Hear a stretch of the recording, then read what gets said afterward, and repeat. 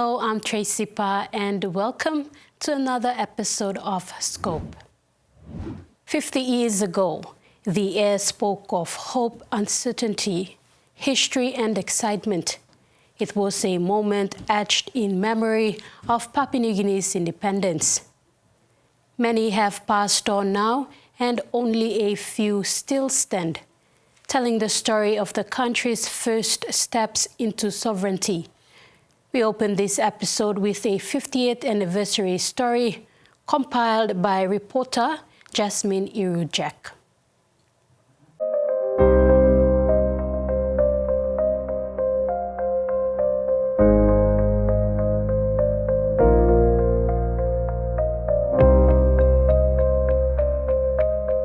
Many who are still here to tell the story of the country's most memorable day on the 16th of September in 1975, 50 years ago, were the youth of the late 1940s, the 1950s, and 1960s.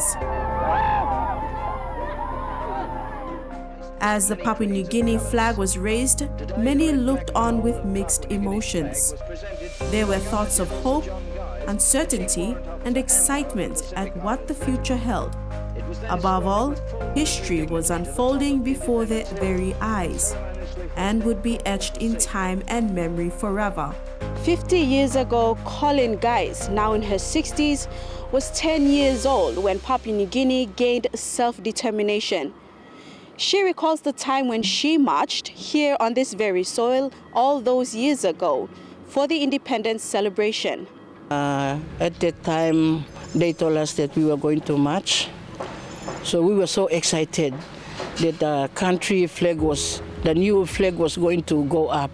So we were all interested. So they made each flag, big flags for each school. So our flag, the children that were going to hold the flags, they were right in front. And then we were all at the back. And we were so smiling and everyone was cheering when we were marching. It was so excited, that day it was different. After marching, we all went back to our schools, and then our teachers sent us home. The next day we came to school. They told us to put tattoo paintings on the classroom walls. So we started painting the tattoos. Every village tattoo was painted on our school walls. Now a grandmother to 3 children, little did Colleen know that many, many years later, she would marry into the family of the country's first Governor General, Sir John Guys.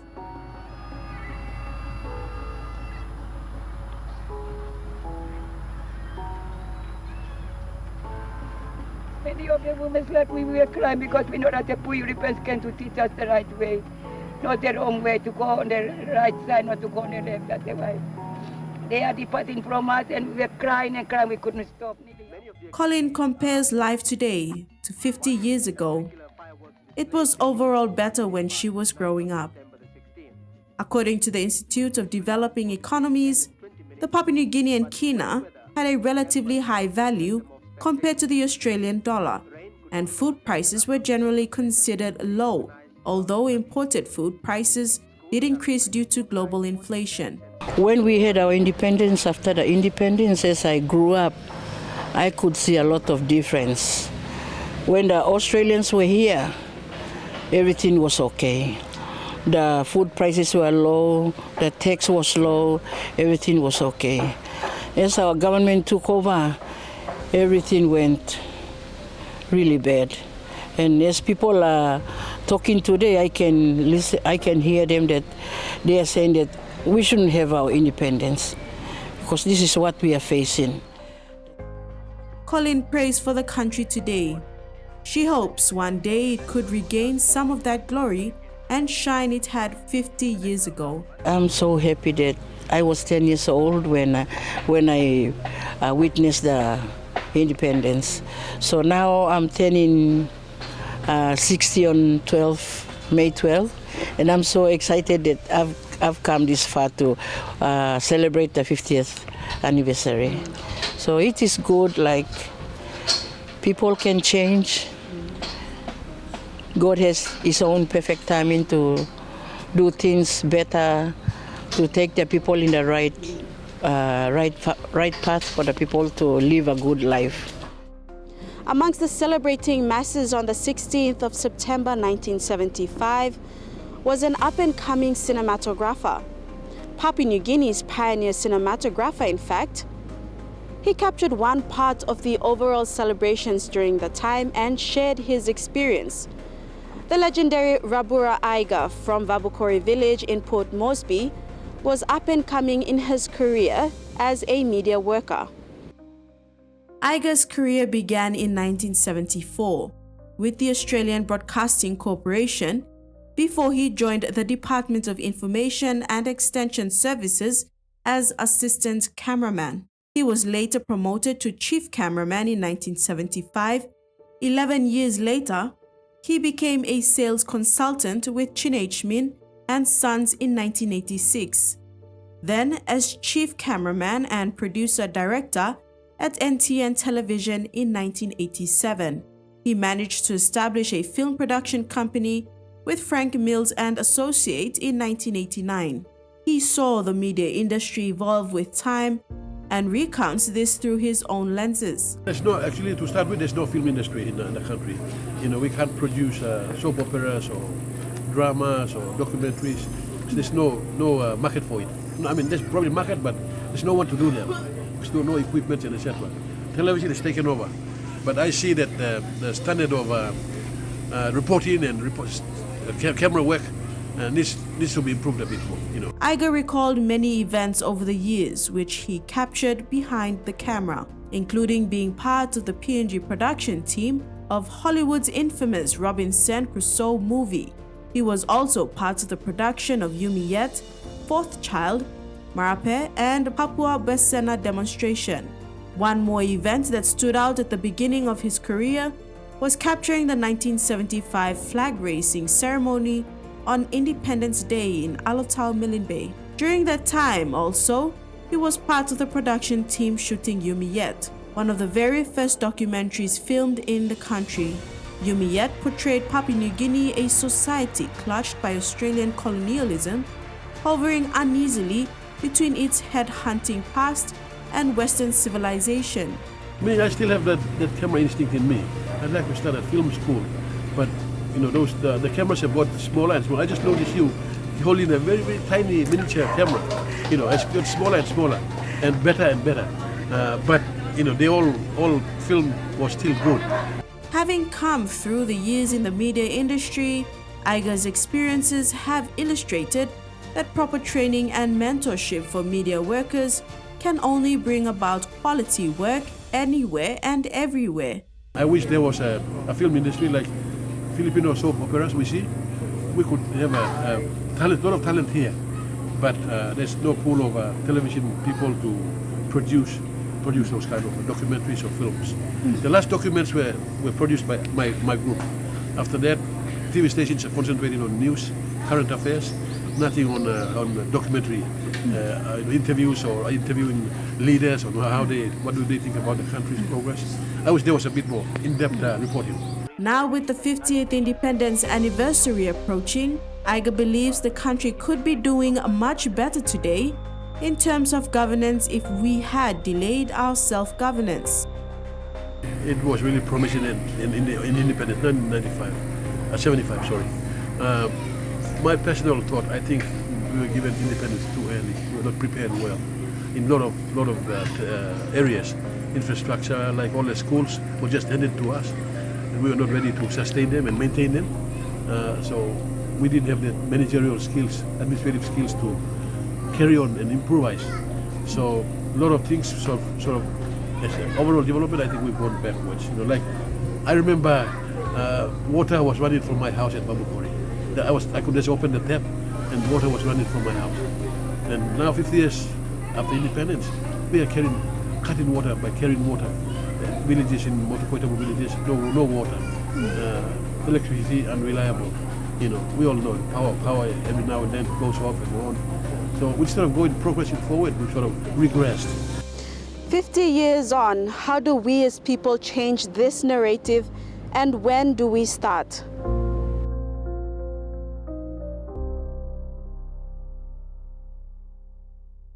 You're watching Scope. Make sure to like or leave a comment under this story on the TVWAN online website, Facebook, YouTube, and TikTok. Southern Highlands Province takes bold steps in boosting coffee productivity with the recent distribution of coffee seedlings. Freddie Moore with this story when we come back.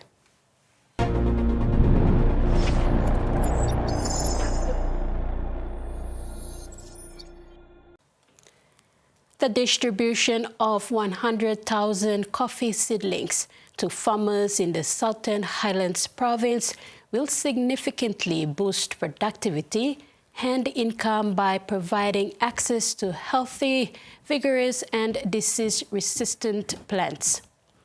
Provincial Member William Powie and Minister for Coffee William Bando launched the coffee seedling distribution program on May 22, 2025 at Momay Oval in Mendi Town.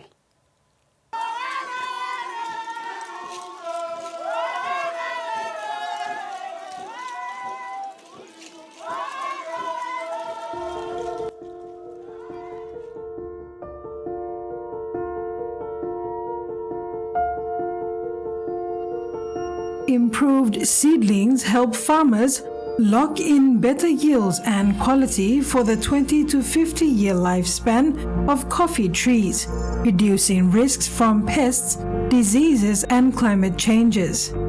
This can increase the long-term profitability of coffee farming and support more sustainable production.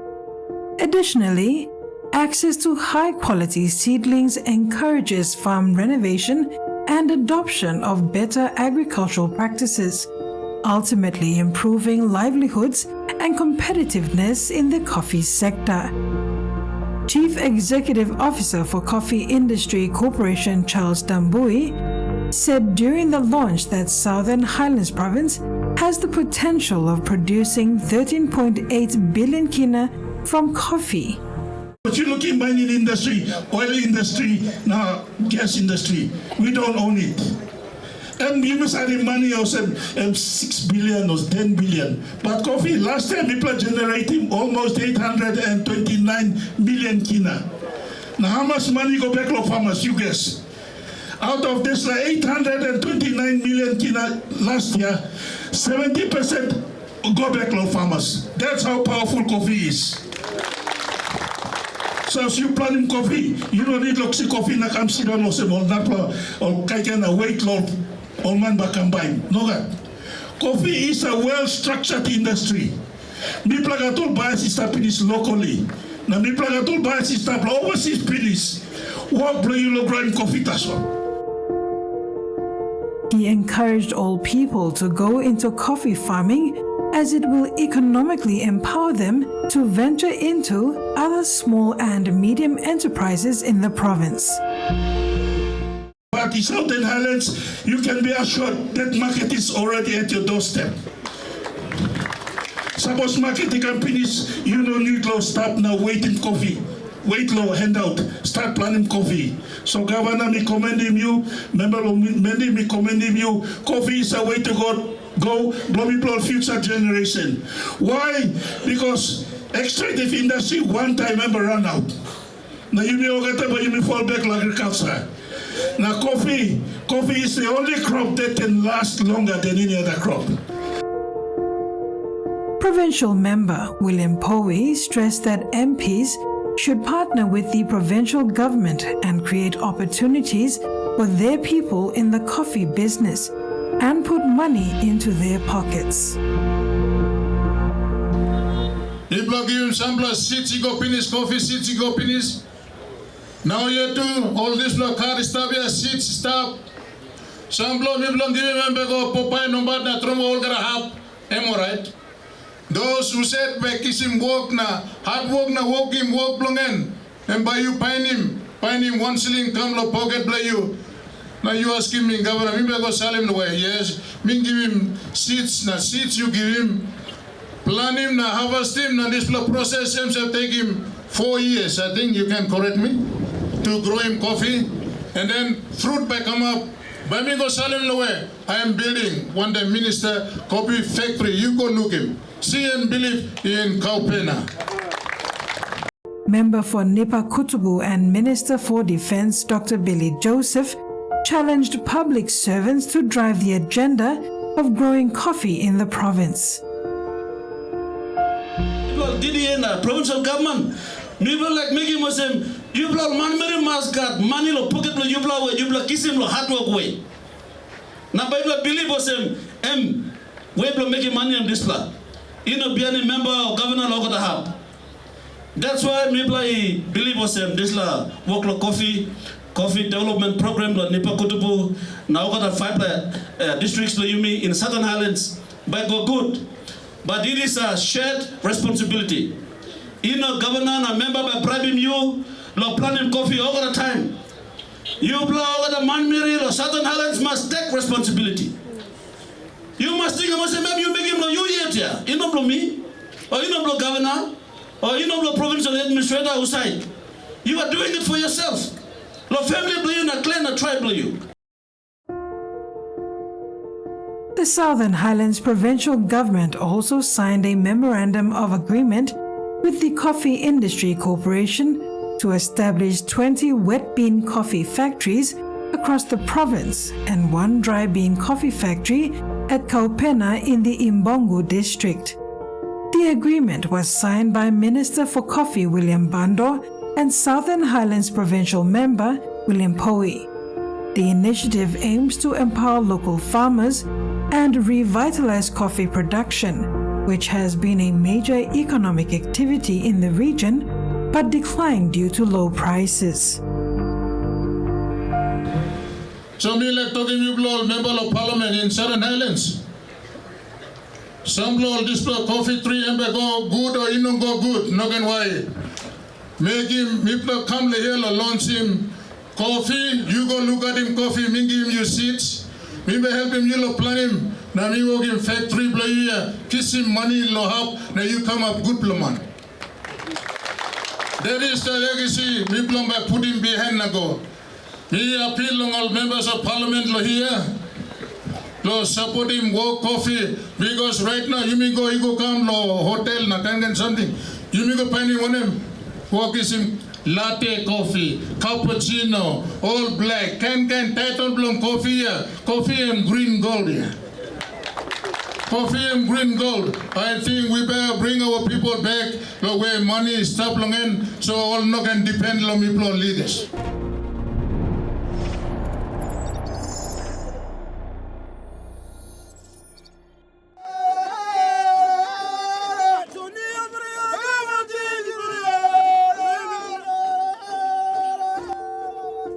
Minister for Coffee William Bando also announced the launch of the Green Gold Card for coffee farmers in Papua New Guinea in June this year.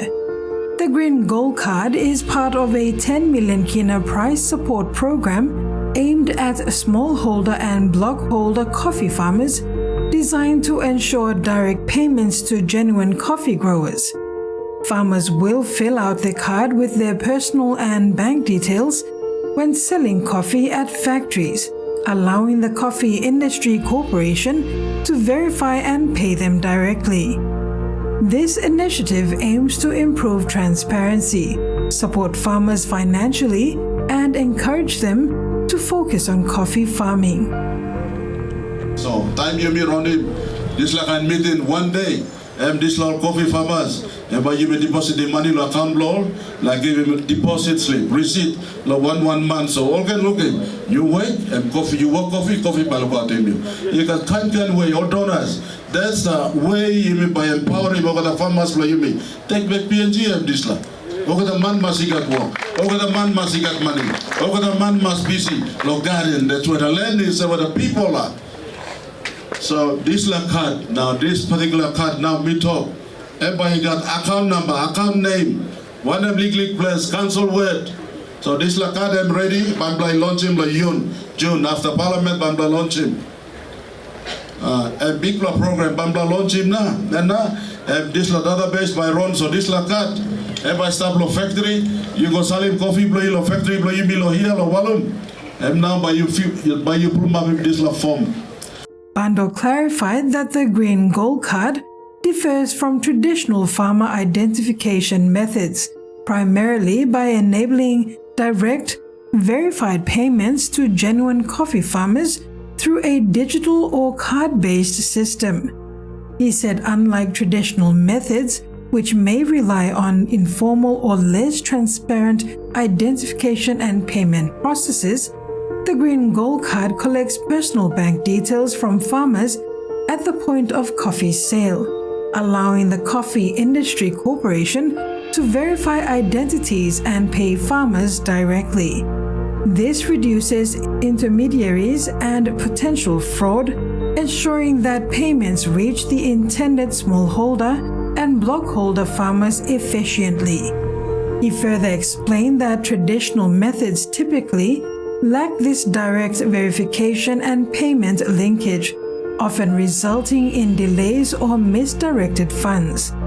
The Green Gold Card thus introduces a more transparent and technology-enabled approach to farmer identification and payment. Now by you looking, how much la farmer established this la country.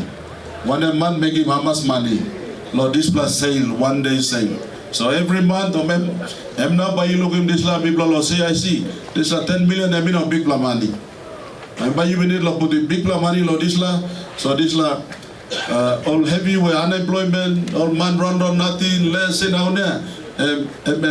By supporting kina for kina. But when the money talk, now by you look at my account number, account name, now this la card by so him. How much la farmer stop this la country? How much money will make him lo hard work blow? How much by government he give him price subsidy or CIC by using this la report na put the money go account, bank account straight. I can only hope that we can do that this year. The challenge I'm start when me, when the officers blow you me, lo CIC, lo making sure this la card must come up. Now you may launch him, you may implement him. Now price about money, how much per years he come, and kind months are kissing. Paper money kissing, corn money kissing, factory money kissing, plantation money kissing. Go legally land you be lo place. Or no look him this la money directly. So this is the first time government come face to face with the farmer now legally line no place. This is the same program, this is the same concept. It must call cocoa, it must call oil palm, it must call copra, and that's how by empowering people blow you me. Lo kissing money direct, lo hand blow government straight into the bank account. In and by you writing check na go lo FF3, FF4 na all this la can pass in you me not making money. This initiative is part of a broader strategy by the government to revitalize the coffee sector, which has been a traditional cash crop for farmers for decades.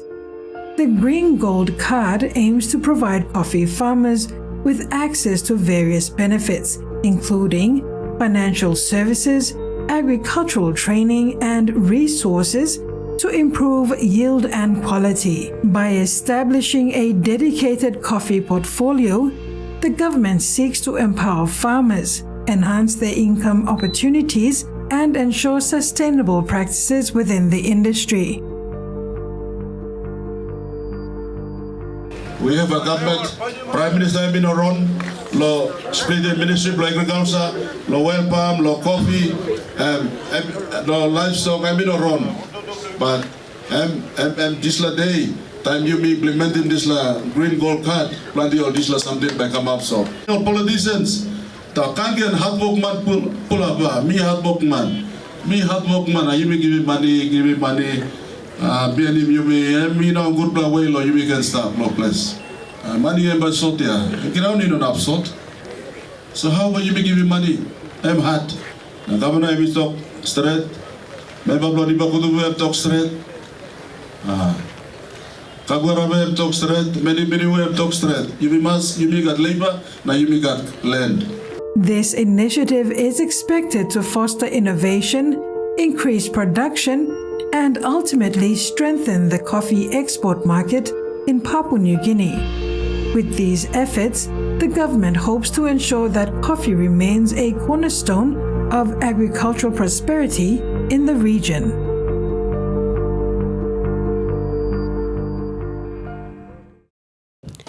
Make sure to like or leave a comment under today's stories in tonight's episode on the TVWAN online website, Facebook, YouTube, and TikTok. Until next Sunday, I'm Tracy Pa. See you then.